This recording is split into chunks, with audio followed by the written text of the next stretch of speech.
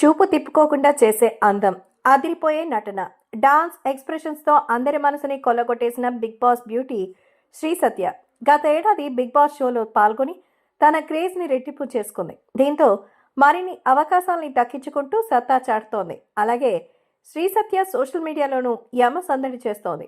ఆంధ్రప్రదేశ్కు చెందిన శ్రీ సత్య మోడల్గా తన కెరియర్ని మొదలుపెట్టింది. తర్వాత ఎన్నో అందాల పోటీల్లో పాల్గొని మిస్ ఆంధ్రాగా గెలిచి సత్తా చాటింది. దీంతో ఆమెకు ఆఫర్స్ వెల్లువెత్తాయి.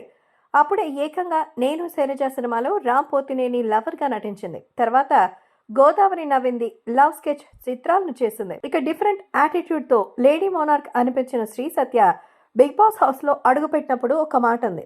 ఇది తన యాటిట్యూడ్ కాదని, తన జీవితంలో జరిగిన ఘటనలతో మనుషుల్ని నమ్మడం, మాట్లాడడం మానేసా అంటుంది.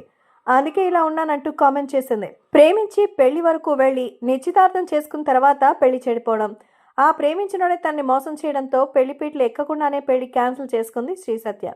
టీనేజ్ నుంచే పవన్ రెడ్డి అనే వ్యక్తిని ప్రేమించింది శ్రీ సత్య. కొన్నాళ్ల పాటు రిలేషన్లో ఉన్న తర్వాత పెళ్లికి రెడీ అయి నిశ్చితార్థం చేసుకున్నారు. అయితే పవన్ రెడ్డి తనని మోసం చేశారని, ఆ టైంలో సూసైడ్ చేసినట్టు కూడా ఒక ఇంటర్వ్యూలో చెప్పుకొని ఏడ్చింది శ్రీ సత్య. ఈ మధ్య శ్రీ సత్య మహబూబ్తో కలిసి ప్రైవేట్ ఆల్బమ్ చేస్తుంది.